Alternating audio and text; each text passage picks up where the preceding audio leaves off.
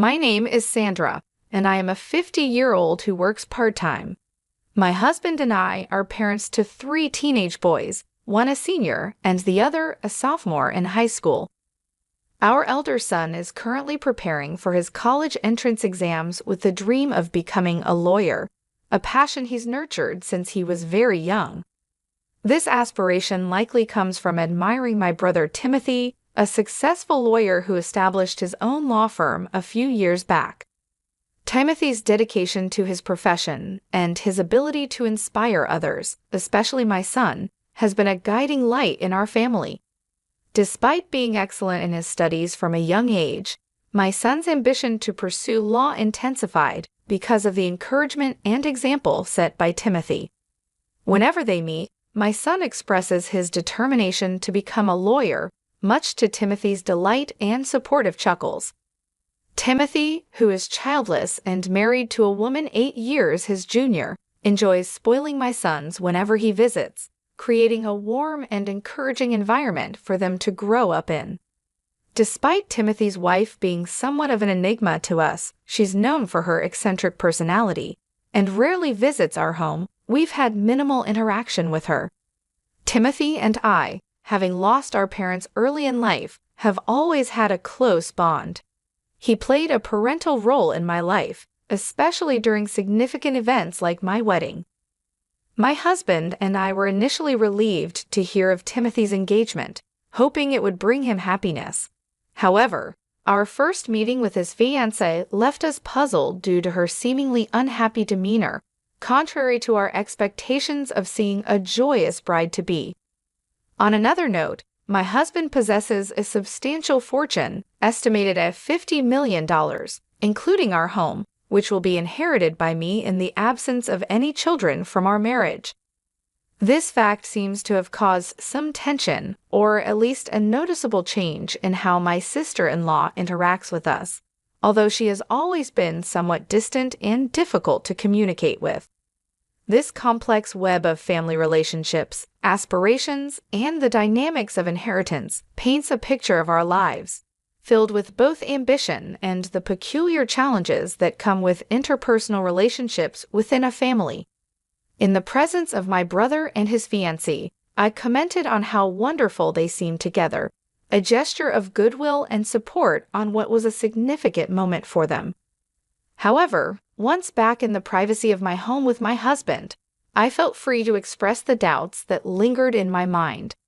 I couldn't help but wonder why my brother's fiancée appeared so markedly unhappy, especially now that their marriage was official.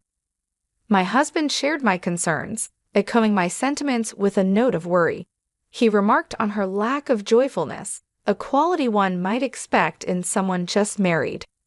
My brother, a successful lawyer with his own firm, had recently purchased a house, prompting a visit from our family to celebrate the new milestone. The house was as impressive as I had anticipated, a testament to my brother's achievements. Yet during our visit, the absence of my sister-in-law was palpable. My husband, ever the joker, teased my brother about his wife's absence, asking if she had left him already.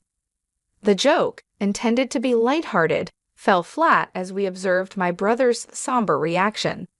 He explained that his wife often returned to her parents' home for various reasons, and on this occasion, it was to celebrate her mother's birthday. The mood shifted unexpectedly when my brother, with a seriousness that was uncharacteristic, inquired if we would consider allowing him to adopt one of our children should he and his wife be unable to have their own. The question was so sudden and so grave that I found myself speechless, unable to process the request. My husband, perhaps in an attempt to diffuse the tension, responded with laughter, suggesting that such decisions could be discussed in the future. His casual dismissal did not ease my concerns. Instead, I found myself preoccupied with thoughts of what this meant for my brother's marriage and the well-being of his relationship with his wife. Over the years, the absence of my sister-in-law from family gatherings became a norm, to the extent that her existence seemed almost an afterthought. Conversations about her or inquiries into her well-being were carefully avoided, creating an unspoken agreement not to broach what was clearly a sensitive subject. This delicate balance was maintained until a recent celebration in honor of my eldest son's acceptance into his dream law school, during which my brother revisited the subject of adoption. This reiteration brought back all the complexities and unspoken worries that had been simmering beneath the surface of our family's interactions. The juxtaposition of my family's life, marked by milestones and celebrations, against the backdrop of my brother's unspoken struggles, painted a complex picture of familial bonds and the silent worries that often go unaddressed. Despite the joy of my son's achievement, my brother's situation reminded me of the nuanced and sometimes hidden challenges that family members face, leaving me to ponder the best way to support those we love while respecting the boundaries they set. My brother revisited a significant request with us, inquiring if we would consider allowing him to adopt one of our children. This conversation emerged from a place of need and hope, as he and his wife were unable to conceive. The question wasn't new to us. He had broached the subject previously shortly after his marriage, but the context had changed, and the urgency in his tone was palpable this time. Despite the gravity of the situation, my husband responded with a light-hearted suggestion, proposing our eldest son, who shared my brother's ambition in law, as a potential candidate. His casual demeanor belied the complexity and the enormity of the decision at hand, a decision that would undeniably alter the course of our sons' lives. Given that the prospective adoptive parent would be their uncle, the familial bond reassured me somewhat about their emotional well-being. However, my apprehensions concerning my sister-in-law's treatment towards my children, who would not be her biological offspring, lingered. Seeking clarity and assurance, I questioned my brother about his wife's stance on the adoption. His response, accompanied by a strained smile, was meant to allay my fears.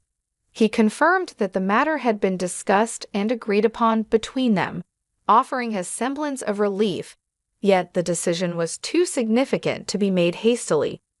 I resolved to engage my sons in this conversation, considering they were of high school age and capable of understanding the implications of such a life-altering choice. The matter was left to be deliberated further, with no immediate conclusions drawn. However, the situation took an unexpected turn a few days later when I received a distressing call from my brother's law firm, informing me of his sudden collapse due to a stroke.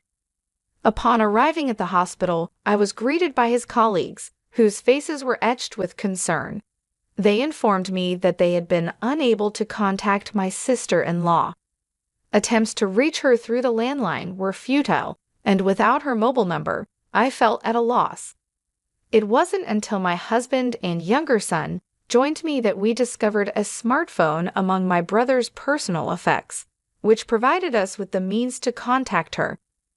The call was initially met with hostility, as she mistook me for someone else and threatened legal action. It was only when I identified myself and explained the circumstances of my brother's hospitalization that her demeanor shifted from aggressive to apologetic. Yet her reaction to the news of my brother's condition struck me as peculiarly upbeat, a reaction that seemed incongruous with the gravity of the situation. This interaction added another layer of complexity to my already conflicted feelings about the proposed adoption and the dynamics within my brother's family. The incident underscored the delicate nature of family relationships and the unforeseen challenges that often accompany them, leaving me to navigate these turbulent waters with great care and consideration for all involved. When I reached out to my sister-in-law to inform her about my brother's hospitalization, her response was chillingly indifferent. She claimed she was too busy to visit the hospital and requested to be updated on any developments, abruptly ending the call. This reaction left me perplexed and slightly dismayed, questioning what could possibly be more pressing than her husband's critical health situation. It became evident that we couldn't count on her support, compelling us to take matters into our own hands regarding my brother's care. In the days following, my family and I rallied to provide the support my brother needed. My eldest son, having recently completed his university entrance exams and enjoying a period of relaxation, took it upon himself to visit my brother daily, acting as our family's representative. Despite our hopes and prayers, my brother remained in a critical, unconscious state with no signs of improvement. Throughout this entire ordeal, my sister-in-law remained conspicuously absent. She neither visited nor inquired about his condition. Approximately a week after my brother was admitted to the hospital, I initiated another call to my sister-in-law, hoping for a change in her attitude. However, her response was as shocking as it was heartless. She answered the phone with a tone of gleeful anticipation, asking, "What's the matter? Did he die?" Her blatant insensitivity and lack of empathy were staggering. When I questioned her absence at the hospital, she retorted dismissively, claiming her presence would make no difference to my brother's condition. Her indifference infuriated me to such an extent that I ended the call, feeling both enraged and helpless. This series of interactions led me to reflect on my brother's earlier proposal to adopt one of my sons. It dawned on me that perhaps his suggestion was rooted in a deep-seated concern for his legacy and a recognition of the strained dynamics within his own marriage. Their union, brokered by a marriage counseling agency, now appeared to me in a different light. I speculated whether my sister-in-law's motivations for marrying my brother were influenced more by his profession and financial stability than by love or companionship. This realization only added to my growing resentment towards her.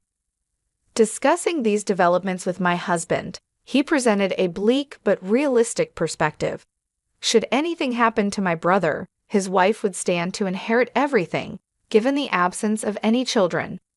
This stark reality brought new weight to my brother's interest in adoption, suggesting it might have been a contemplative step towards securing his legacy and ensuring his assets remained within the family. When I broached the subject of adoption with my sons, their reactions were unexpectedly varied. My younger son, devoid of any immediate aspirations or goals, surprisingly expressed willingness to be adopted, perceiving it as an opportunity for an easier life under the care of my brother. This stood in stark contrast to my older son, whom I had assumed would be more inclined towards the idea, especially considering his admiration for my brother. This divergence in their responses left me contemplating the complexities of family dynamics, the impact of legacy, and the unforeseen consequences of our choices on the bonds that hold us together. My oldest son didn't want to be adopted because he felt it was his duty to take care of us, his parents. I was happy to hear this, but also felt that he would have been the perfect choice for adoption by my brother, who was a lawyer and needed someone to continue his legacy. Unfortunately, I couldn't go through with the adoption since my brother was unconscious, and I didn't want his wealth, but definitely didn't want his property going to my sister-in-law, who seemed to be waiting for him to pass away. Sadly, my brother never got better and passed away a few days later. I had to call my sister-in-law to discuss the funeral arrangements. Her response was cold. She said she didn't want to be involved in any way and hung up quickly. My husband and I, with help from the law firm staff, organized the funeral. Despite the firm's uncertain future, we learned my brother had made arrangements for its continued operation. The funeral showed how respected my brother was, with many people from various fields attending and sending flowers. This made us realize once again how great he was. My younger son felt regret for not being adopted, especially seeing the influential people who came to pay their respects. He didn't realize how amazing his uncle was. I was a pallbearer at the funeral, but nobody asked why my sister-in-law wasn't there, and her absence went unmentioned. It seemed like we were the only ones who knew about their marriage. They had skipped a wedding ceremony and went straight to their honeymoon, which might be why even some relatives were unaware. After the funeral, we invited everyone to my brother's house to thank them and share a meal. Just as we were reflecting on our loss, my sister-in-law showed up in a bright pink coat, drawing attention. It was a difficult time, filled with mixed emotions, from pride in my brother's accomplishments to sadness over his passing and frustration with the unresolved issues he left behind. When my sister-in-law arrived at the end of the funeral, she announced loudly that she would inherit my brother's $50 million estate and house, as they had no children. Her declaration was met with laughter from my brother's coworkers, confusing everyone. She demanded to know why they were laughing, calling them rude. One lawyer then revealed that she and my brother were officially divorced, and that the divorce settlement had been finalized the day before he fell ill. This news shocked everyone, especially when it became clear she was expecting to inherit despite the divorce. As the discussion unfolded, it was revealed that she was supposed to pay alimony because her affair had caused the divorce. She protested, claiming she had no one to pay alimony to, but the lawyers corrected her, stating that as my brother's sole inheritor, I would be the one to receive it. It was a moment of realization for me and her. The rules of inheritance were not in her favor. She tried to argue that she should still get half of the estate now that the divorce was settled. However, a lawyer pointed out that my brother had already compensated her during the divorce, and that the house, purchased before their marriage, was not subject to division. Despite her attempts to assert herself, mentioning a life insurance policy she thought she was still the beneficiary of, a lawyer quickly noted that my brother, being cautious, likely changed the beneficiary after the divorce. Her attempt to secure a position of advantage amidst a crowd that was clearly not on her side was bold, yet ultimately futile, as legal facts and my brother's foresight protected his assets from being claimed under false pretenses. When I stumbled upon my brother's life insurance policy among his important documents, a moment of tension arose as my sister-in-law snatched it from my hands to eagerly verify the beneficiary's name. Her anticipation quickly dissolved into disappointment when it became clear that the policy named me, not her, as the beneficiary. In a burst of frustration, she vented her true feelings, lamenting her marriage to my brother under the mistaken belief of his wealth, and now facing the reality of receiving minimal financial benefits and the obligation of paying alimony. It was a confession of regret and disillusionment. In response, one of my brother's lawyers, present during this exchange, remarked that my brother had expressed similar sentiments about his decision to follow a marriage counselor's advice, viewing it as a grave error. This was a perspective my brother had never shared with me directly, but had openly discussed with his colleagues, revealing a side of his thoughts and feelings I had not been privy to. Following the revelation of her unsuccessful attempt to secure a fortune through the marriage, my sister-in-law found herself in a precarious financial situation. Obliged to fulfill the alimony payments in installments without a steady income, she desperately sought employment. However, her lack of work experience and commitment quickly led her to abandon the job market. Reverting to her previous strategy, she registered again with a marriage counseling agency, aiming to entrap another wealthy individual.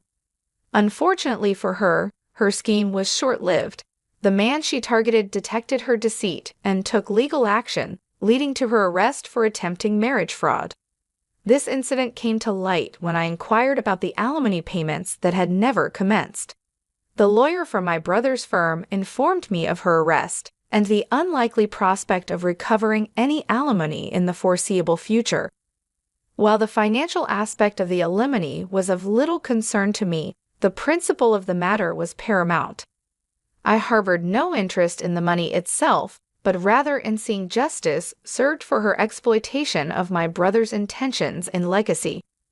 I wished for a thorough investigation into her actions, hoping that any other fraudulent activities would be uncovered and adequately addressed in court. In the wake of these events, my family and I transitioned into a new phase of our lives, moving into the spacious house my brother had left behind. This significant inheritance transformed our living situation, moving us from an apartment to a residence that offered more than just physical space. It represented a legacy and a foundation for the future. My eldest son, inspired by the legal wranglings he witnessed and motivated by a desire to uphold his uncle's legacy, dedicated himself to his law studies with renewed vigor and aspiration. He saw in his uncle's colleagues a model for the type of lawyer he aspired to become, one committed to justice and integrity. However, amidst the family's collective uplift from the inheritance, my younger son harbored feelings of disappointment, half-jokingly expressing a wish that he had been the one adopted by our uncle, thereby positioning himself as the direct inheritor of the estate.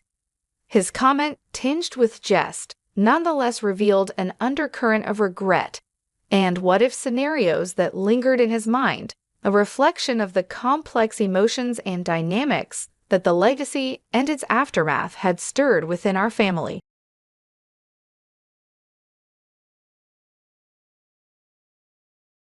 Families often disagree or face money problems.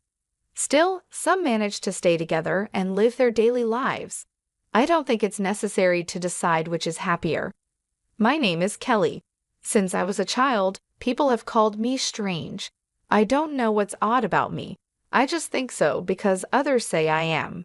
It's okay to be called strange, but the problem is my parents avoid me because of it. My childhood was lonely. I can read people's minds and know what they're thinking. I don't understand how I do it, but it feels natural to me, like how ordinary people move their hands or breathe. Once, I felt something bad from a coworker my father brought home. I felt we needed to be careful with that person. I warned my mother, but she ignored me. Later, the coworker convinced my father to sign a contract as a debt guarantor. My mother didn't believe my story, but as my father was leaving the table with the coworker, I said, "Something tells me that the phrase joint and several is dangerous. I'm not sure what solidarity means, but be cautious." Because of this, my father decided not to sign as a co-signer. Later, when his colleague went bankrupt and couldn't pay his debts, my father didn't have to take on the burden. Another time, when I was out shopping with my mother, I felt a wave of unease coming from behind me. When I turned around, I saw a man wearing sunglasses and a hat, giving off that uneasy feeling. "Mom, let's go that way," I said. I took my mom's hand, and we walked down a side street. She was confused, wondering what was wrong. As we moved, we heard a shout from the main street, "I've been robbed." The man with the dark vibes had snatched a woman's bag and ran. The woman fell and got hurt. If we had stayed, my mom would have been his target. Because this happened a lot, my parents started to avoid me, thinking I was strange. I felt very lonely. What was normal to me wasn't normal to others. I was the strange, eerie child, so I kept my thoughts to myself.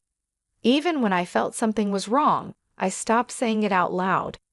I realized that if I didn't say anything, people wouldn't think I was strange. My younger sister Olivia is 4 years younger than me. She's a typical child, unlike me.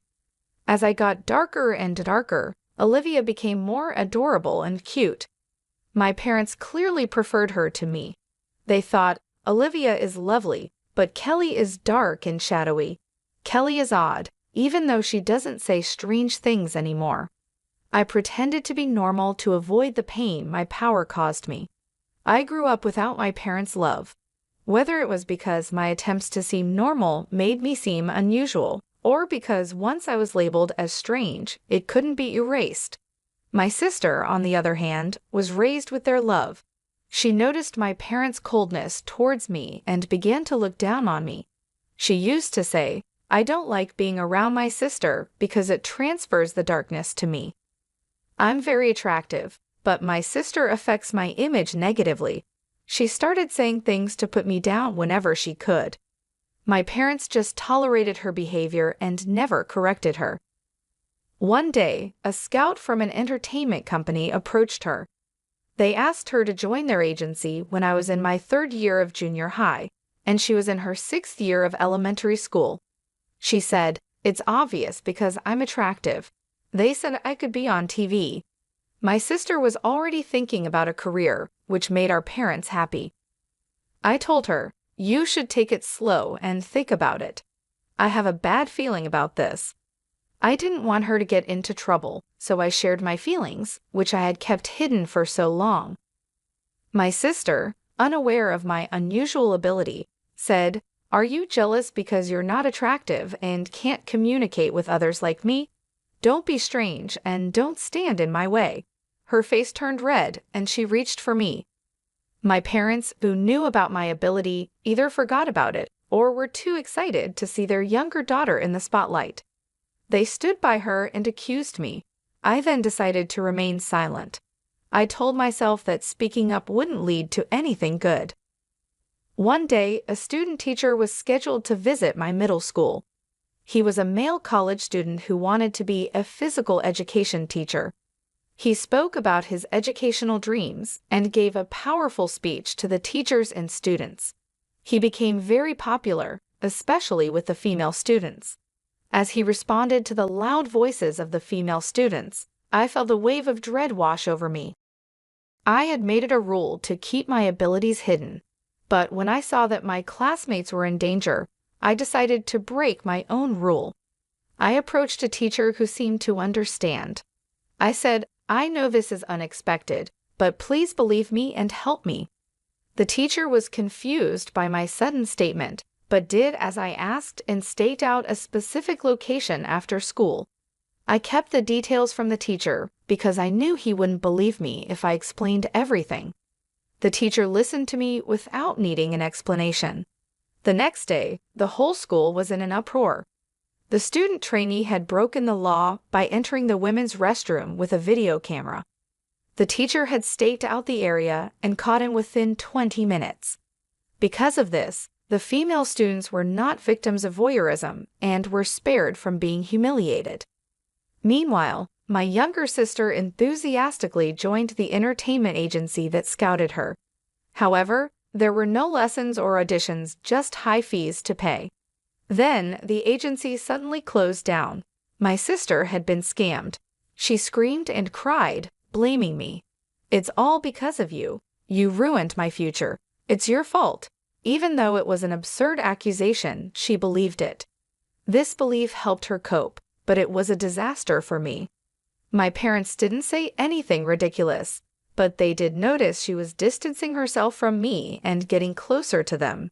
As the strange child, I felt lonely again. While I was glad I had helped everyone at school, I worried my actions would make things worse for me. The next day, the teacher who had listened to me called me to the staff room. I was scared of being labeled as strange again. When I entered, the teacher said quietly, "You knew this was going to happen about a week ago, didn't you?" Without warning, I knew it was pointless to lie. So, I told him about my mysterious power. It was the first time someone understood what I was going through. The teacher explained that he knew someone with my ability, his aunt. "I've known about her for a long time."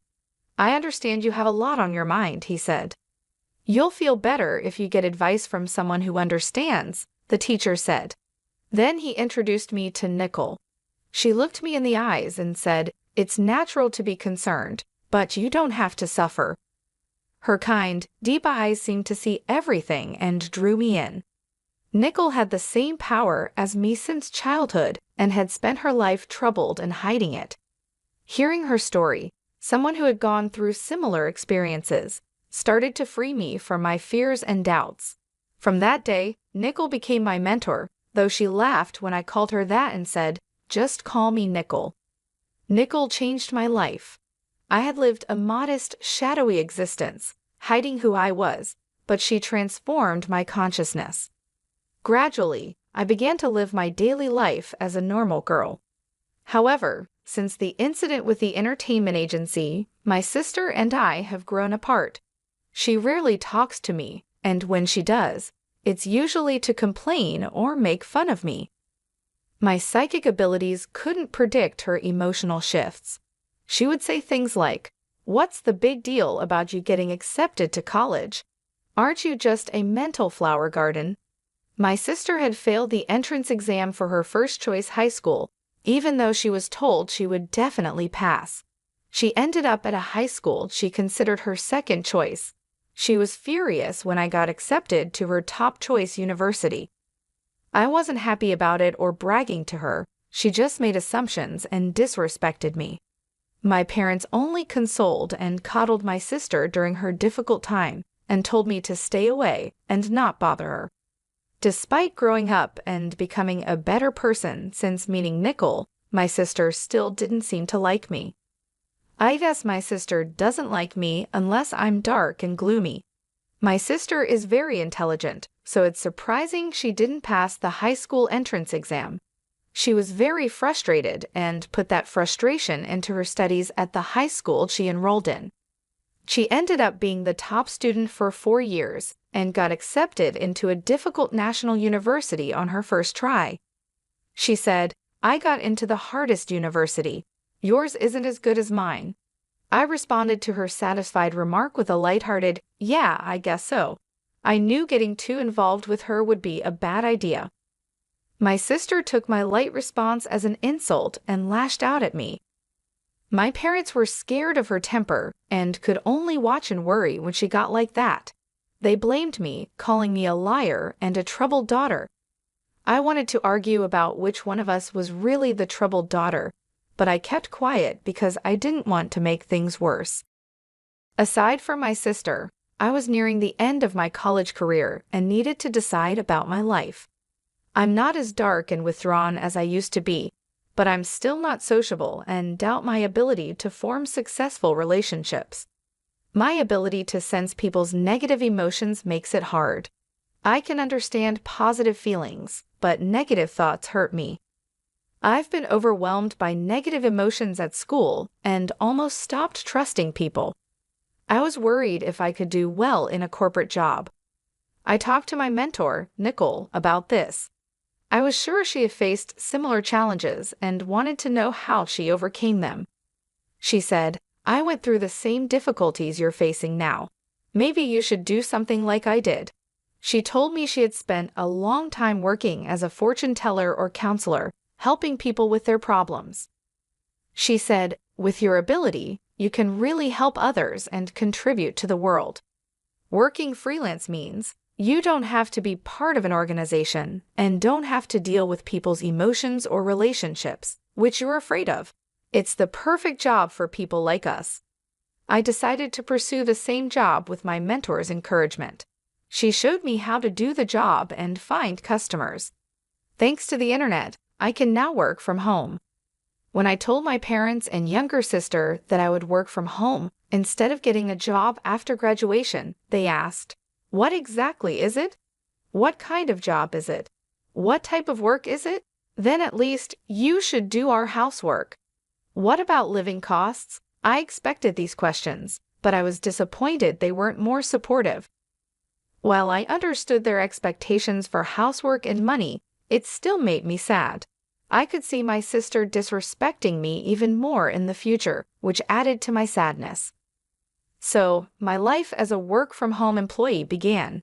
There were no job offers at first, and it was a trial and error process, but with my mentor's help, I gradually got work.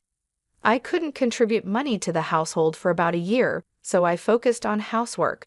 My father was not pleased, but my mother was relieved and kept him in check. When I finally contributed money after about a year, my father mocked me, saying, "Huh, you finally got some money, didn't you?" Despite this, the amount of housework I had to do did not decrease, and my life remained the same. 3 years later, my sister graduated from university and decided to work for a foreign company. The pay was good, and she told me, "Unlike you, I'm not a parasite. I work outside the home." She mocked my work-from-home job, saying, "I have no idea what you're doing. Working from home? Isn't that just for fun? You're a parasite in your own home.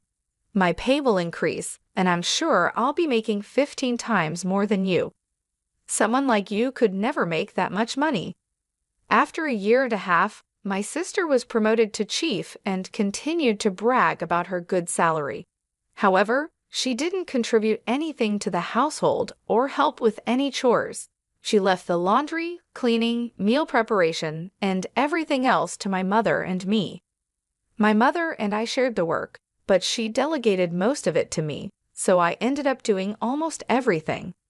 "Olivia, you need to take better care of yourself, I said. Instead of spending all your money on yourself, you should help out with the household expenses. She snapped back, you're a waste of space. You should do all the housework. I'm saving money for my future. My parents sided with her, saying it couldn't be helped because she's my sister. I wanted to stay in my current job because it was comfortable, but I began to wonder what I should do with my life. Then my sister made a shocking announcement. I'm getting married. There was no warning, and my parents and I were stunned. He's a wealthy man who earns more than $20 million a year. Oh, I'm sorry I became happy first, sister, but isn't marriage just a pipe dream for someone like you? She said she'd bring her boyfriend over the following Sunday.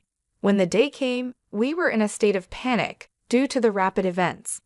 The man she brought was young, dressed in a suit and tie, and looked capable.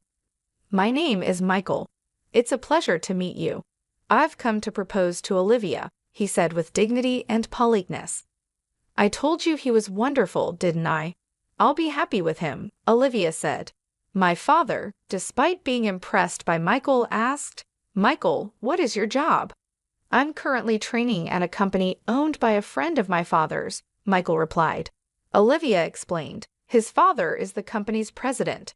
He is training outside the company to be his successor. Olivia seemed overjoyed at the prospect of marrying the future president of a company. We talked about various topics before Michael left. Despite a few gaps in the conversation, my parents seemed pleased with him. However, I felt a shadow of darkness from Michael. I couldn't explain it, but I felt it. I couldn't stay silent any longer, fearing that marrying a man with this type of darkness would make my sister unhappy. Listen, Olivia, you've only been dating him for less than 5 months. Get to know him a little better before you decide to marry him, I said, feeling alarmed. I couldn't explain and tried to reassure my sister with something vague. What exactly are you talking about, sister? He is a man of great distinction and a future president. You're just upset because you're comparing your situation to my happiness. You're a pitiful person, aren't you? She snapped. My parents also yelled at me to stay out of the way. Such a wealthy man will soon be our son-in-law. You're a nobody, so at least stop interfering with your sister's happiness. It was clear they wanted their daughter to marry a rich man so they could live in peace in their old age.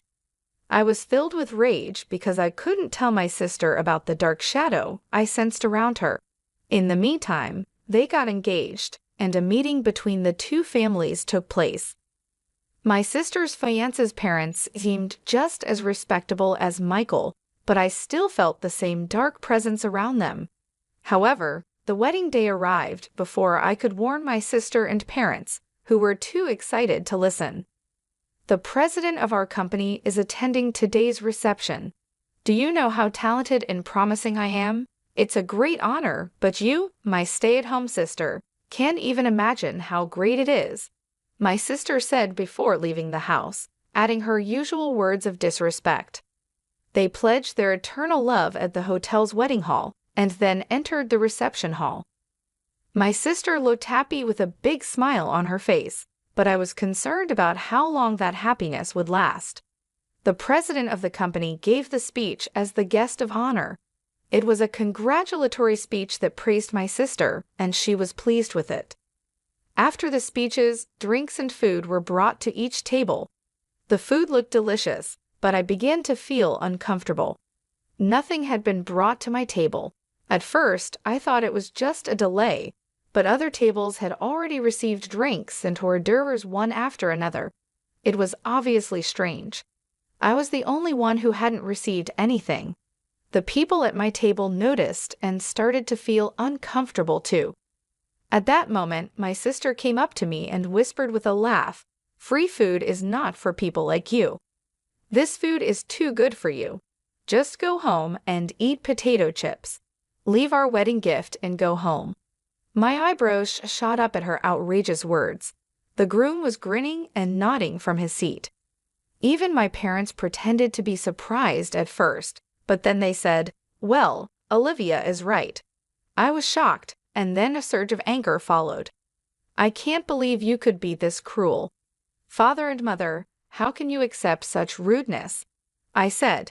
My parents gave me a bitter look but didn't scold my sister. I understand. I'm going home, but you'll regret this, I said. What's with that threat? Is it the howl of a loser? My sister mocked. The hall buzzed with excitement at this turn of events when a man stood up suddenly. I'm the groom's brother, Larry. My brother and parents are scum, but the bride is even worse. I can't take it anymore, he said. Larry continued, Father, your company went bankrupt half a year ago, yet you still pretend to be its president. You're trying to take advantage of your daughter-in-law and her family. Michael, you can't be president anymore either. You're unemployed and trying to leech off your wife. The buzz in the hall grew louder at Larry's words. My sister, turning bright red, yelled, What do you mean? You cheated me. What do you mean you're unemployed? Her face gradually turned from red to blue, and her eyes filled with tears. My parents were also clueless and began screaming. The screams of my family echoed through the hall.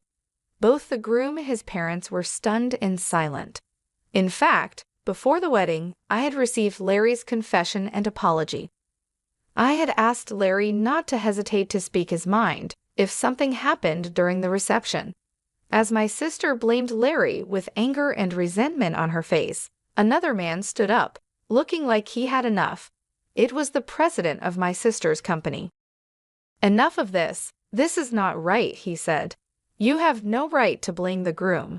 What makes you think you can criticize his brother? His voice was filled with anger, and my sister looked frightened. I didn't attend your ceremony for your sake, he said. If you weren't Kelly's sister, to whom I owe so much, I wouldn't be here. My sister's eyes went wide when the president suddenly mentioned my name. Kelly? What does she have to do with this? The president explained, Kelly has saved many companies from crisis. She is like a goddess to us business owners. Under her mentor's guidance, she started as a fortune teller and life consultant, and then became an advisor for corporate revitalization. Although she had no managerial knowledge, she used her powers to show companies the right path. One after another, the companies she advised experienced amazing recoveries. Because of this, she is known as a teacher and a goddess. Your company was also consulted 7 months ago, and with her advice, it became stronger.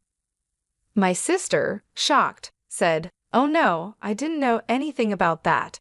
Aren't you just a stay-at-home nobody? Thanks to Kelly, my business is going well. I have a good job and now earn more than you do. I put enough money into the house, but my parents don't care about me. What do you think all that money was for? It wasn't Olivia's, the president clarified. My parents seemed to have misunderstood.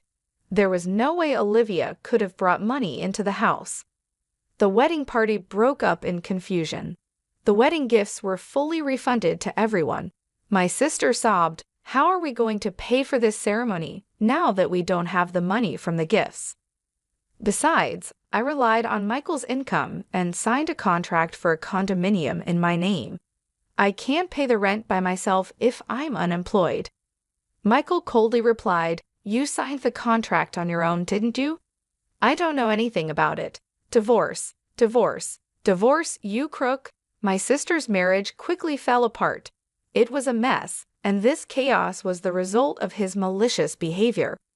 Afterwards, my sister divorced Michael and demanded alimony. Michael and his parents couldn't afford to pay a large amount, and they barely managed to cover the wedding hall costs. They couldn't afford the condo they had signed for, so it was canceled before they ever lived in it. However, the loan balance remained a heavy burden on my sister. The outrageous behavior at the wedding spread quickly among the company officials who attended. My sister lost credibility, and the company president demoted her to a lower position. She lost her pride as an elite employee and wanted to quit, but she had to keep working to repay the loan. She ended up doing trivial work in a basement reference room, work that may or may not have been important. Michael and his parents failed in their attempt to leech off my sister. They are now struggling to make ends meet by working day jobs, Larry, Michael's older brother, separated himself from his parents and younger brother. My parents easily gave up on my sister when she hit rock bottom and came to me for help. But I said, I don't want to be pushed around by you guys anymore. I'm cutting you off. Goodbye.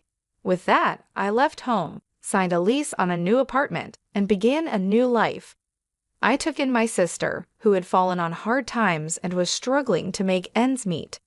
Her salary had been drastically reduced, and she couldn't afford to contribute to our parents' household. Naturally, I also stopped putting money into my parents' house. Unable to lower their standard of living, my parents quickly became exhausted and complained every day. My business is going well, and I am helping many companies and people positively. After the wedding incident, I started dating Larry, and he recently asked me to be his girlfriend. If things continue as they are, marriage is on the horizon. I can't wait to build a happy life with Larry, who has a clear heart and no dark shadows. I couldn't stand the thought of being stuck with a woman who had a huge pregnant belly, making me raise the child alone. His eyes showed disgust, and a big smile appeared on his face, knowing this day would come. Even though I saw it coming, I quickly went to my room and came back with a document. I handed the divorce papers to Paul. His face twisted in shock. What the hell? What's this all of a sudden? He yelled. Well, it was your idea. Now sign it quickly. I'll submit it tomorrow, I said firmly. His face turned red with anger as my words hit him hard. Watch closely. I'll make you regret how you've treated and looked down on me all this time, I declared. My name is Lisa. I'm a 28-year-old housewife. Until 3 years ago, I worked for a mobile company. I met Paul Walter, my boss, when I was 25. We quickly fell in love and got married. Paul, 4 years older than me, was very reliable, especially when teaching me the job as a newcomer who didn't know much. I was very grateful for Paul's clear instructions. We became friends and often went out to dinner. When he asked me out, I was thrilled, especially since I had never dated anyone before. It's embarrassing to admit, but as a cartoon enthusiast, I was always more interested in 3D characters than real men. However, seeing my high school and college classmates getting married, I started to feel the pressure. When I fell in love with Paul, I secretly promised myself it would be my first and last love. So when we started dating and got married a year later, I was overjoyed. I was extremely happy. Paul was good-looking and popular among our female coworkers. I was proud to be his wife, and many congratulated us, saying things like "Congratulations" or "I'm jealous, but I wish you happiness." I was filled with joy and couldn't imagine what was coming next. You're quitting your job, Paul said. You're married to me now, so you'll quit your job, right? I informed them yesterday. The day after we registered our marriage, Paul surprised me with this news. I've always wanted my wife to focus only on household matters. Don't worry, I can support both of us with my income, he added. But this is so sudden. You never mentioned this before, I replied, shocked.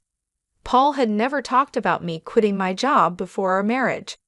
I had taken my current job based on my father's recommendation, and leaving without notice wouldn't be right. I wanted to explain this, but Paul's eyes silently warned me not to argue. Instinctively, I kept quiet. I should have told you, but it's done. Starting tomorrow, you don't need to go to work. I'll handle the handover, Paul declared. The news about starting tomorrow was so abrupt it made me feel dizzy. However, Paul's words were firm. Since he had been my boss, I couldn't oppose him. Even though I had to leave my job without a proper goodbye, I was determined to make our marriage work. Paul had entrusted me with household duties, and I wanted to meet his expectations. I worked hard at household chores, preparing meals and focusing on Paul's favorites. Although Paul ate without commenting on the taste, I longed for a word of appreciation. After quitting my job, I was no longer recognized by anyone. One day, Paul asked, "Is my jacket clean? I have an important meeting tomorrow." Yes, of course, I replied, seeing his domineering side with some old-fashioned views. I reminded myself how lucky I was to have married him and tried to meet his expectations. With no personal income, living normally meant relying on Paul. Our relationship often felt more like that of an employer and housemaid than a husband and wife. Our married life was generally smooth until one day when I fell ill and couldn't get out of bed. I felt very tired and weak. I thought I would catch up on housework the next day. Paul entered the bedroom and angrily asked, "What are you doing? Get up and make some food," as he kicked the blanket off me. "I'm sorry, I'm feeling unwell. Can you manage something for yourself today?" I explained, hoping for understanding. Instead of nodding or comforting me, Paul frowned and said, "You don't work, yet you're lying down just because you feel a bit sick? Pathetic. Get up," and kicked me again. In disbelief, I got up from the bed. I never thought he would demand housework from his sick wife. I had never imagined he would be like this before we married. Maybe it was my fault for not seeing it, but it was too much. I found myself doing chores while tears streamed down my face. Several days passed, and my health showed no signs of improvement. Then I realized I had missed my period. Panicking, I rushed to the drugstore to buy a pregnancy test. When I tried it, the result was positive. Overjoyed, tears flowed naturally, and I decided to share the news with Paul when he returned from work, lifting my spirits instantly. The day Paul came home after midnight was the day I chose to share the news. However, when he entered, the smell of alcohol made me nauseous. His face was flushed, and he staggered as he walked. It was surprising how much he had drunk, especially without notifying me. Even though I had prepared dinner, I wanted to share the news of my pregnancy with Paul quickly. My excited emotions surged, and I told my intoxicated husband, "I haven't been to the doctor yet, so it's not confirmed," I began eagerly. However, Paul's face darkened as he responded, "A child? What have you done?" His tone was harsh and unlike anything I'd ever heard before. "I don't want a child." "Damn, this is the worst. If you're going to have it, raise it yourself," he said. His harsh words shocked me. He rudely stripped off his clothes and headed to the bathroom. It was unbelievable. I couldn't understand why he would make such irresponsible comments about our baby instead of being happy. The happiness I had felt moments ago was immediately replaced with deep sorrow. Why would he say such things? He had never mentioned not wanting children before. We hadn't even been using contraception, so I naturally thought we both wanted children. As I hung Paul's jacket and was about to take his shirt to the washroom, I noticed something else. A piece of paper had emerged from the pocket of his dress shirt. I could tell it was a receipt because of its texture. At first, I thought it was just a receipt from tonight's gathering, and I was about to throw it away, but then I saw the name of the place. "Is this a motel?" My hand holding the receipt trembled. It was indeed a motel. The shock of this discovery weighed heavily on my heart. Why doesn't Paul love me? Isn't marriage supposed to be between two people who love each other? We've only been married for just over a year. How could this be? I had been lost in imaginary romances for years, never truly engaging in a real relationship. I couldn't accept this harsh reality immediately. However, the idea of Paul cheating began to make sense, and many pieces fell into place. Had Paul been using me from the very beginning of our marriage? Was he genuinely in love with the person he was cheating with while I was just a convenient servant? All these doubts swirled in my mind. Was that why he reacted so harshly when he learned of my pregnancy? As I grappled with these thoughts, nausea set in, and I became convinced something was wrong. Yes, there's no doubt now. Perhaps the reason he made me quit my job was that his mistress worked there. Everything seemed to make sense now, as if he had married me for stability and not love. The line between reality and my imagination became blurry.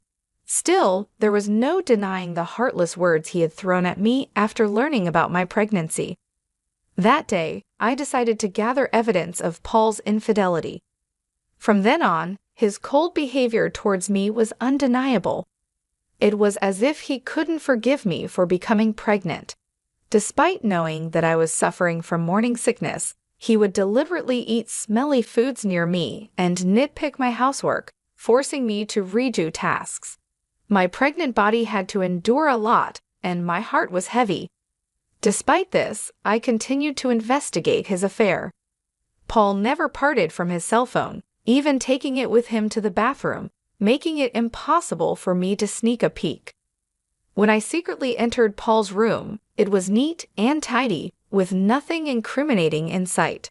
He was meticulous at work, and his desk was always in perfect order.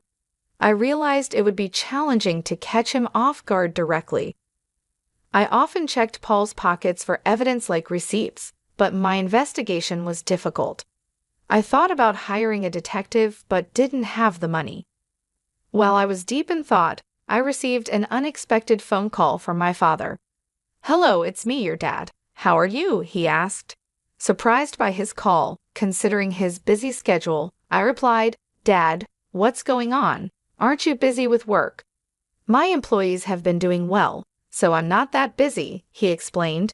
My father, the CEO of a company in France, was always a workaholic. I didn't have many childhood memories of playing with him, but I respected his dedication to his job. His unexpected call left me curious about the purpose. "So, what's happening?" I asked. My father proceeded to reveal a shocking truth. "Is that really true?" I asked in disbelief. "Yes, he's not the type to lie." "I want you to believe me," my father reassured me. Initially in shock and unable to respond, I felt a mix of anger and frustration as the pieces of the puzzle fell into place. "Thank you, Dad. I'll do my best," I told him with gratitude before hanging up the phone.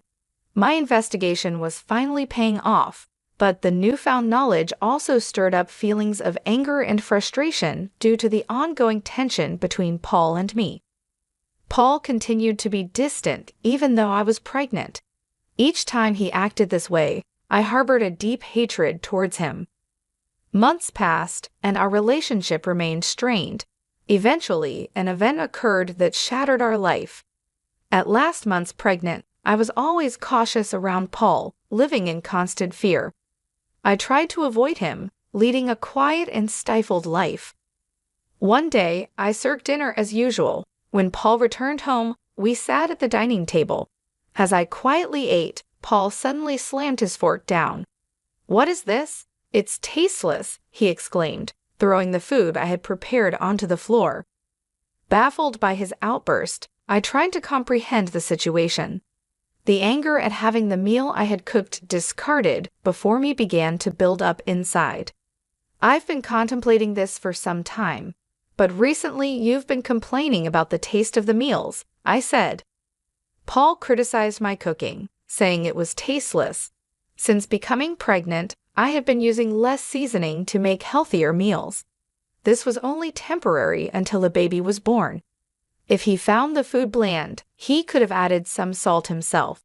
Why did he have to throw the meal on the floor? I was about to complain when Paul sneered and said hurtful words. "I don't want a woman with a belly like a monster. You have to raise the kid by yourself," he said, looking at my swollen belly with malice and a nasty smile. I had always feared this day might come, even though I hoped for a different outcome. Swiftly, I went to my room, retrieved a document, and returned to present it to Paul. "Fine. Here are the divorce papers," I said, thrusting the prepared documents in front of him. Paul's face twisted in shock. "What the hell? What's this all of a sudden?" he stammered. "Well, it was your idea. Now sign it quickly. I'll submit it tomorrow," I responded. In reality, I have been contemplating divorce since I began suspecting Paul's infidelity. However, with a child on the way, I was unsure if I could support myself. But now I had a different plan in mind. My resolve seemed to provoke Paul. His face turned red with anger. "Just watch. I will make you regret every moment you looked down on me and controlled me. Do you think you can survive without me? You have a baby to care for, and you'll regret it," he threatened. My determination was unshaken. "I'll be fine. Don't worry about me," I assured Paul. Perhaps irritated by my confidence, he snatched the divorce papers and began to fill in the blanks. "Here you go. If this is what you wanted, it's yours," he said. "Thank you," I responded. Paul probably didn't think I would actually submit the divorce papers, as he handed them over without a fuss. The following day, I promptly submitted the divorce papers and left the house. I knew he would be surprised when he returned from work to find out. After that, I moved to my parents' home, primarily due to my father's return to the UK from France and his suggestion that I stay with them. It was the right decision at the time. I was fed up with my life with Paul and deeply thankful to my father. On the day I left our home, I received 3 calls from Paul, but I ignored all of them. Eventually, he stopped calling. It became clear that I meant very little to him. He was probably content with his mistress and might even remarry soon. I decided to move on from Paul. 5 months passed, and I had a baby who was born safely. I was now living happily with my parents and my baby. While I was enjoying this peaceful life with my family, Paul called again. I ignored his calls at first, but after several persistent attempts, I had no choice but to answer. "Hello, what do you want now?" I said, wary of his tone. "Hey, what's going on? Why were you on that show? And since when were you the daughter of a CEO with millions of dollars? I never knew that." Paul's voice boomed with surprise and anger. It turned out that Paul had seen a TV show that was broadcasted after I returned to my family home. I had received a request from a TV station thanks to my father's role as the CEO of a renowned global tech company. The show featured the lavish lifestyle of the CEO's family. Producers had come to our house and filmed our family's lifestyle. During the TV show interview, they discussed our family's wealth, mentioning a rough estimate of $25 million. I never imagined Paul would see that show, but the power of television is truly something. "Oh, by the way, I didn't tell you that I have an asset of $45 million due to an advanced inheritance. That's why I was able to divorce you." Yes, my father informed me about the inheritance, which gave me the confidence to live comfortably even after divorcing you. Upon hearing this, Paul's reaction was immediate, and he was furious. "What? That's dirty. Why didn't you tell me about this before? Half of it is mine, right? Give me the money now," he demanded. I calmly responded, "Just as I suspected, after seeing the show, all you could think of was getting money from me.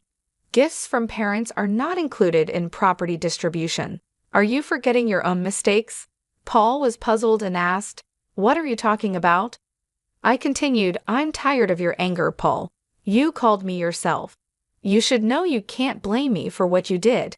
You cheated, didn't you? With your new wife, who's a junior from your company? You started dating her even before our marriage." Paul was clearly shocked by the information I got from my father. I finally had the upper hand. "Did you think I wouldn't find out? My father has many contacts in your company, and one of them informed me about your affair. I've never mentioned it, but I'll be demanding child support." Paul, still in denial, protested, "Stop kidding. Why should I pay child support? It's all because of you, right? You got pregnant on your own and slacked off with household chores. It's all your fault." Hearing Paul blame me without apologizing for his own mistakes was beyond belief. I couldn't believe I was ever married to someone so lacking in common sense. I truly felt it was the right decision to leave him.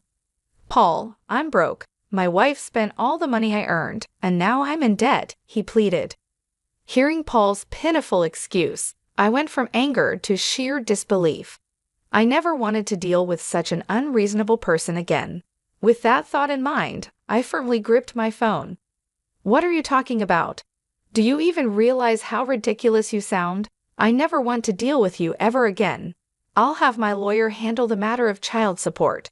Never call me again, and you will not see the child anymore. Goodbye."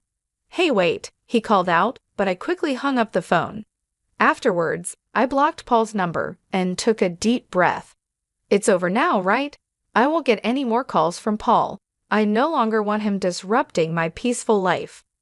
Just then, I heard my baby crying from the other room and rushed to soothe the baby. It turned out that he began paying child support every month. According to a former colleague, Paul claimed that the woman he remarried was quite a spendthrift, and he had to cover his current living expenses with debt. It seemed that because of these circumstances, Paul had tried to get a share of my inheritance by calling me. However, Paul didn't get a penny from me. Now, his expenses were greater than his income, and he was struggling. Either he felt things were falling apart, or he couldn't stand being looked down upon by his colleagues. What's more, he made the mistake of starting his job search only after leaving his current company. This resulted in him being forced into a life of poverty. Hearing this from a colleague didn't move me at all. I thought he deserved all the hardships. The harsh words and cold demeanor he showed me will never fade from my memory. I sincerely hope he gets what he deserves. Meanwhile, I'm enjoying being a parent with the help of my parents. My baby is growing up healthy and happy. I feel supported and loved in my family's home, and I no longer have to worry about financial issues. My father, who is a successful CEO, mentioned that he wants to pass on the company to me. This news was both surprising and motivating. I realized that I needed to prepare myself for the responsibilities that would come with running a company. My father has always been a hardworking man, and I wanted to make him proud. So I started learning more about the business, taking on small tasks to understand how things work. I knew it wouldn't be easy, but I was determined to succeed. Living with my parents has given me a chance to rebuild my life. I feel more confident and ready to face the future. My father's faith in me has inspired me to aim high. He believes in my abilities, and that belief has become a source of strength for me. Every day, I work on balancing my role as a mother and my preparations to take over the company. It's challenging, but I find joy in every moment. My baby's laughter and my parents' support keep me going. I am grateful for this second chance at life, away from the toxic relationship with Paul. I often reflect on my past with Paul. His betrayal and cruelty hurt deeply, but they also taught me valuable lessons about strength and self-worth. I have grown from that experience and emerged stronger. I am now focused on building a bright future for myself and my child. The pain of the past is slowly fading, replaced by the hope and excitement of what lies ahead. I am determined to create a happy and stable life for my child. With my family by my side, I know I can achieve anything I set my mind to. Looking back, I see that leaving Paul was the best decision I ever made. It allowed me to find myself again and to discover my true potential. I am no longer the scared, uncertain person I once was. I am a strong, capable woman ready to take on the world. In the end, I hope Paul realizes the consequences of his actions. As for me, I will continue to move forward, embracing the opportunities that come my way and making the most of every day. I am ready for whatever the future holds, confident in my ability to overcome any challenge.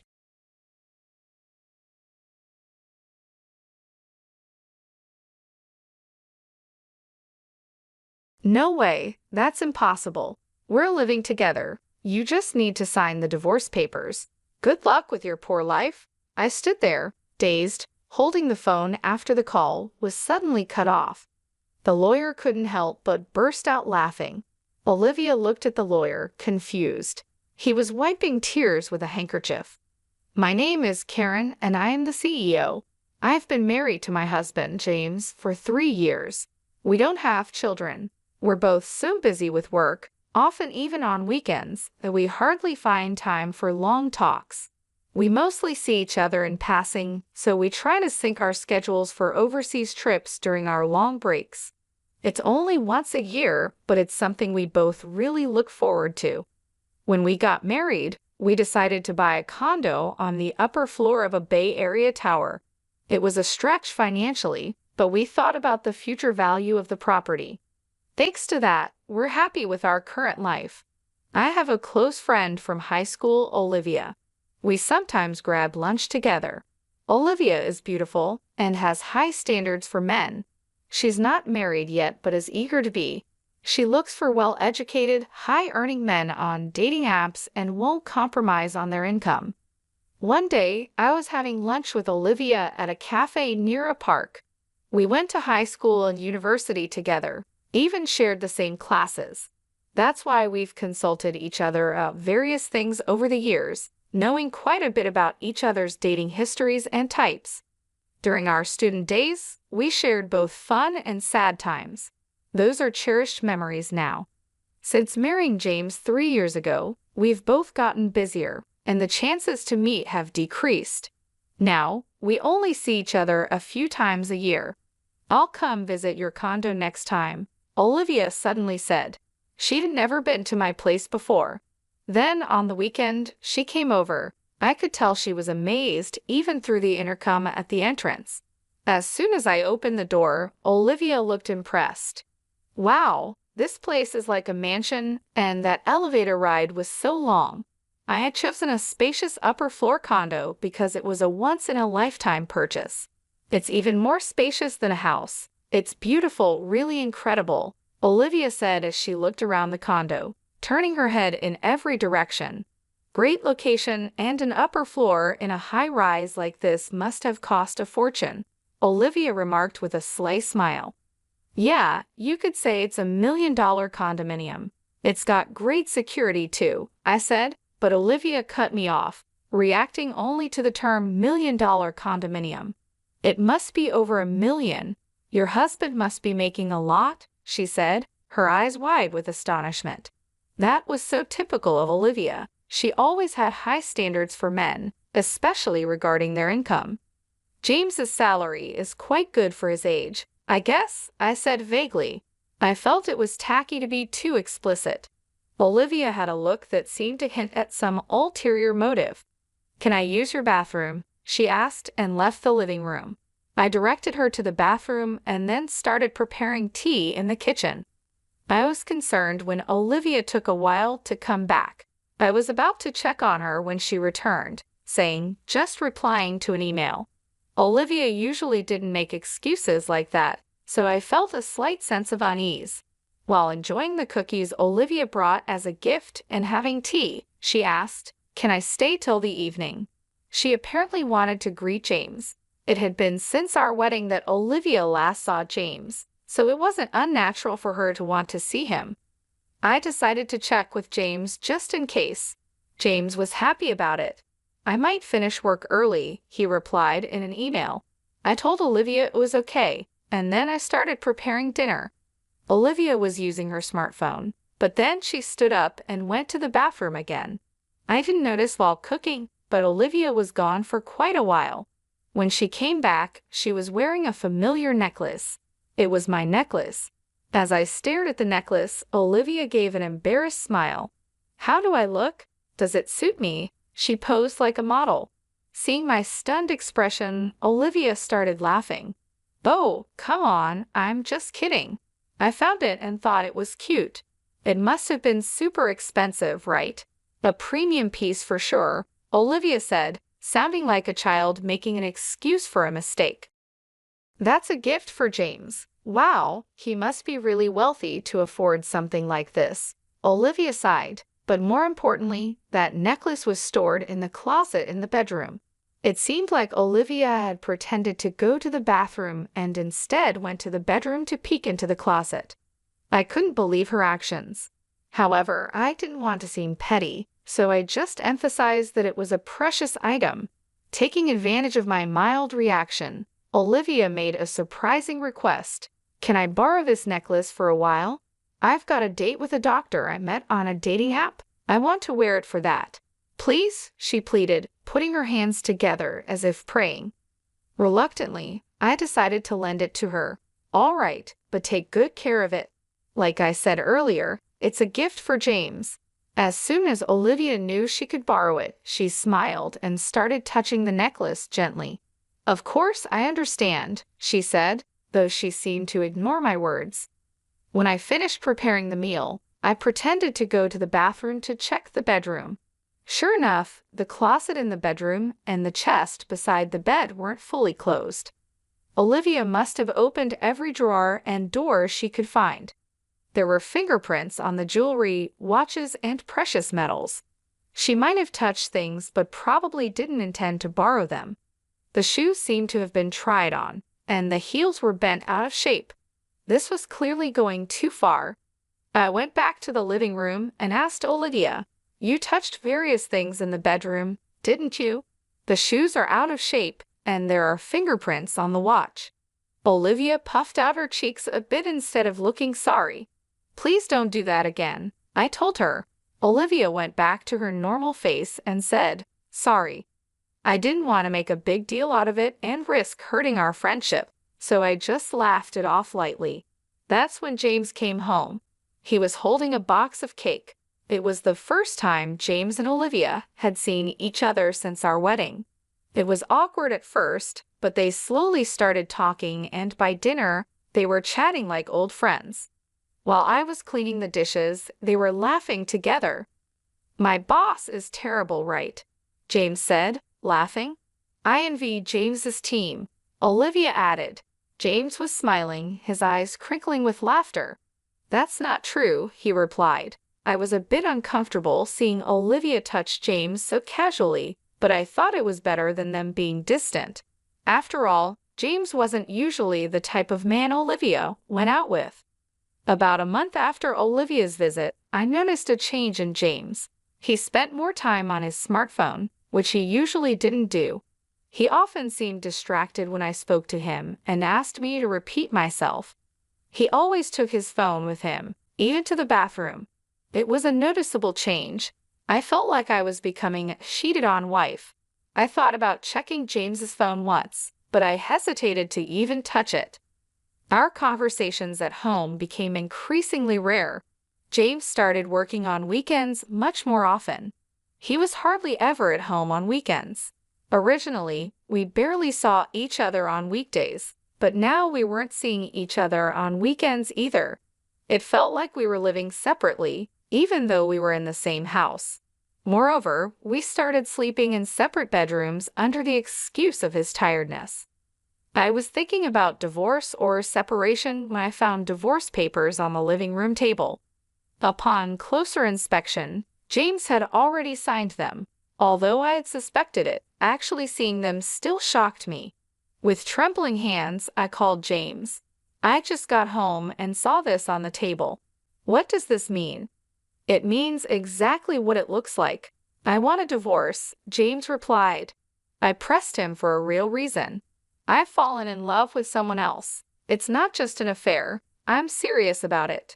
It was clearly cheating. Then I heard a familiar female voice on the phone. It was Olivia. "I'm dating James now. I even want to marry him," she said. Though I had suspected it, hearing it confirmed made my heart race, and I broke out in a cold sweat. "I fell for James the moment I saw him at your house. We exchanged contact details and started messaging. One thing led to another, and here we are," Olivia explained. Her tone was harsh. Maybe this was her true nature. "James says there's nothing left to discuss. Can you just sign the divorce papers and send them off?" Olivia asked. I wanted to talk things over, so I asked her to tell James to come home. "No way, we're living together now. You just need to sign the divorce papers. Good luck with your poor life," she replied, and then the call ended abruptly. I stood there, unable to move for a while. After that, sleepless nights continued for me. James didn't come home. I couldn't bring myself to touch the divorce papers. They just sat there untouched. Furthermore, Olivia kept sending me multiple photos of her and James together, flaunting her relationship. It seemed to be an intimate relationship, but this felt like harassment. My mental health deteriorated, my complexion worsened, and sometimes I'd become vacant even during the day. People around me became worried and strongly suggested I go to the hospital. I ended up being somewhat forcibly taken for treatment and started taking medication. I managed to find some peace and started to sleep again. I could somehow go to work, but then an unbelievable thing happened. When I returned from the hospital, Something felt off in the room. Going to the bedroom and opening the closet, I found that bags and jewelry were missing. The count of jewelry and watches in the chest was off too. There was only one person who could have done this. Why would she do something like this? What had I ever done to her? My insomnia came back, and I had more sleepless nights, barely getting through my days. During counseling at the hospital, when I mentioned the theft at home, I was strongly advised to consult a lawyer. I contacted the company's lawyer right away and set up an appointment. The lawyer asked me first, "What would you like to do?" "I'll get a divorce. I want those two to face proper consequences," I answered immediately, surprising even myself. Just a little while ago, I was unsure what to do.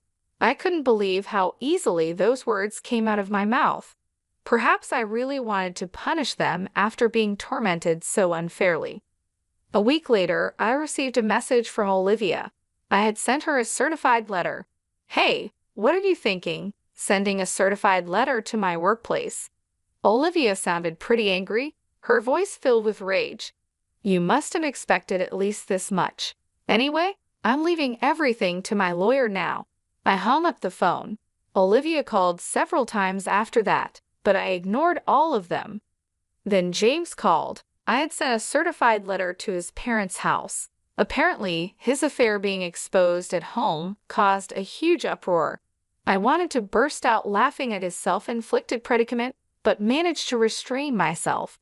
Feeling that leaving it all to the lawyer wouldn't be enough to calm my feelings, I decided to confront them both. I would denounce them thoroughly on the spot.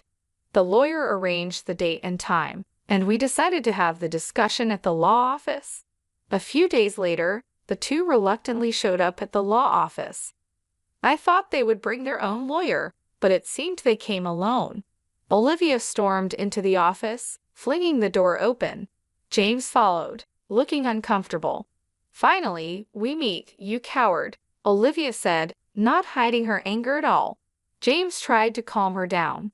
"You've been avoiding us all this time. Our wedding has been delayed because of you," Olivia said, looking like she might throw her bag at me any moment. James was desperately trying to hold her back. As I watched them with a feeling of pity, the lawyer nodded at me. "Please calm down. If any violence or abusive language occurs, we will immediately call the police," the lawyer said. The mention of the police made Olivia stiffen. With the lawyer's intervention, Olivia and James took their seats, becoming calmer. We sat across from each other at the office table, ready to start the discussion. "James, you're seeking a divorce, correct?" I asked. Olivia sat angrily while James slumped, looking defeated. "We agree to the divorce. However, since your relationship is considered adultery, we will ask for alimony," I stated. James's face clouded over. "I'll agree to the divorce, but once the alimony is paid, don't contact us ever," he said. I quietly nodded in agreement. Olivia looked displeased, maybe expecting more resistance from me. When the lawyer began discussing the alimony amount, Olivia snapped, "I said any amount is fine. We have plenty of money." Olivia sat arrogantly with her arms crossed. The lawyer looked at her with interest, then said, "Oh yes, didn't he tell you? James is the president of a jewelry company with a yearly revenue of $3 billion. James looked up frantically, trying to restrain Olivia's arm. "Alimony for an affair is nothing to us. I'll even give a proper share of the property," Olivia continued excitedly, her face flushed. James tried hard to calm her down.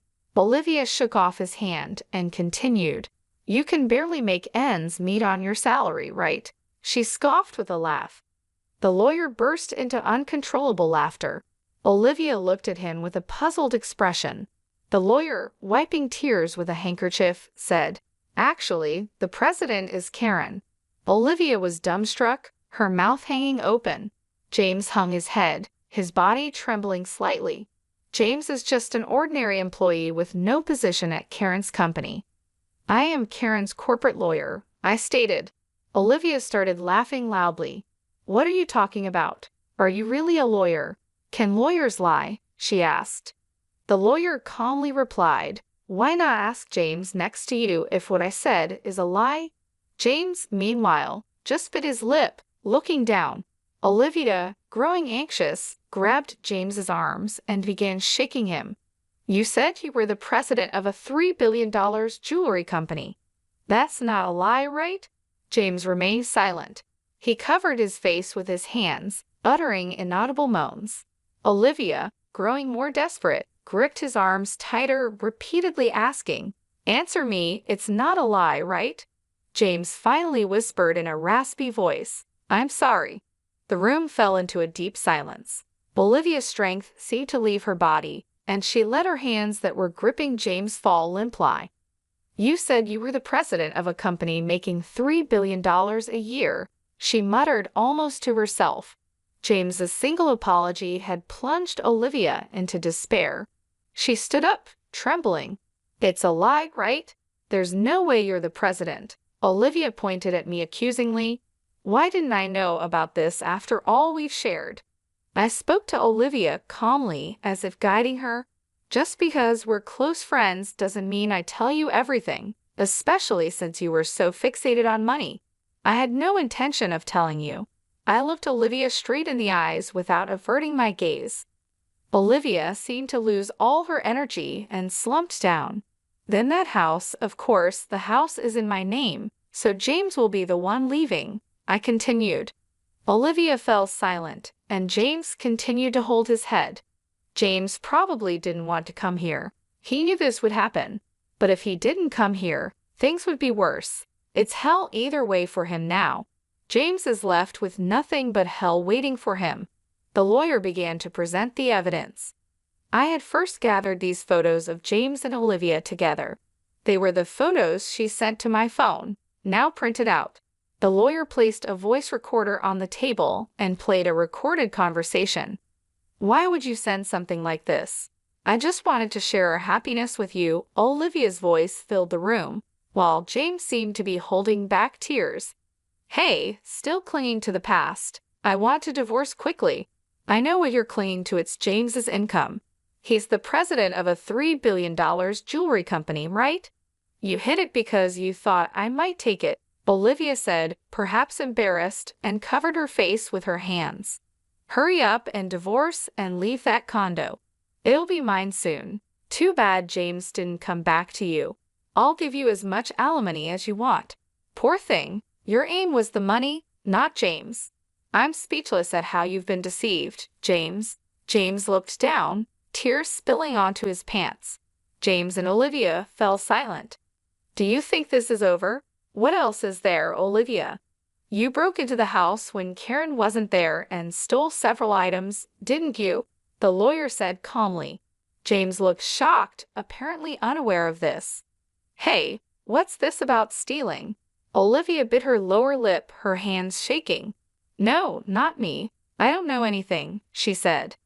The lawyer placed a tablet on the table and played a video. It showed Olivia sneaking into the bedroom, taking bags and jewelry, and stuffing them into her bag. Olivia stared wide-eyed at the footage. What is this? Why are you recording me? Isn't this illegal surveillance? She asked. James covered his face with his hands. Inside our house, we've always had security cameras. Why didn't you tell me that earlier? Who would think you'd break in to steal? I started to get a headache from their ridiculous argument. And you used my key without permission. I wanted those things. It's your fault for not buying them for me, one argued. They kept arguing, ignoring us and the lawyer, and I could only watch in disbelief. Please save your arguments for later. Regarding this theft, we will be filing a police report, I said. Olivia seemed to panic at the mention of the police. The police? That's a bit much, isn't it? I just borrowed something from a friend, she protested. I never gave you permission to borrow anything, I replied calmly. Besides, you're not a friend, you were just a classmate. That's why I'm filing a police report.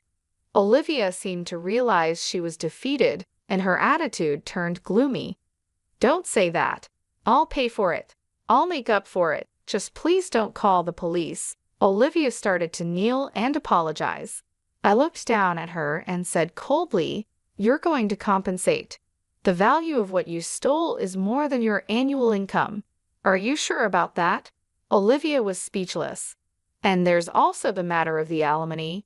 Olivia turned to James, pleading in a tearful voice. You'll pay, right? Even if you're not the president, you still earn well, right? James was silent, looking down. He can't pay it because he's about to be fired, I added. James looked up in surprise. That's right, since leaving the house, James has not shown up for work. Plus, with this commotion, there have been complaints from his boss, I explained. James looked like he might collapse on the floor. But there's still the property division, right? I'll pay with that, Olivia said, but that wasn't possible. Karen and James had a prenuptial agreement about property. You didn't hear anything from James, did you? He never told you the inconvenient truths, I said, looking at James with disdain. The lawyer placed the contract on the table. The agreement stated that if the marriage lasted less than 5 years, neither party could claim the other's property. Currently, they were in the 3 years of their marriage. Olivia tried to grab the document, as if to tear it up. You should handle that document carefully. It's a notarized deed, and you could be held legally accountable for damaging it, I warned her. At the mention of a crime, Olivia stopped.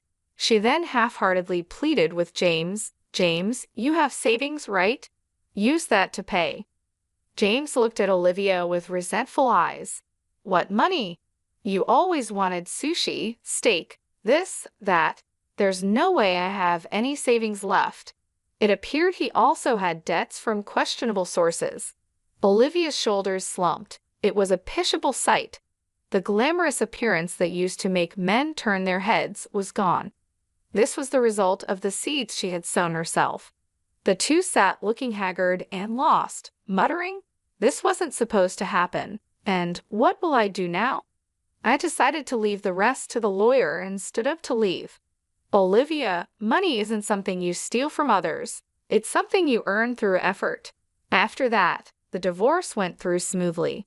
I sent all of James's belongings back to his parents. His parents kept apologizing to me and even sent a letter of apology.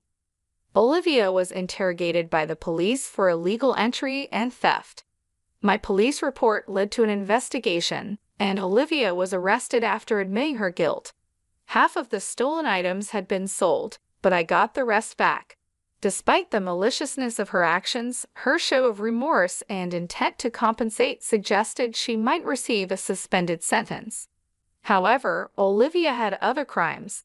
It was revealed that she had been stealing from men she met on a dating app, which meant she would likely face a prison sentence. No wonder she reacted so strongly to the mention of police and crime.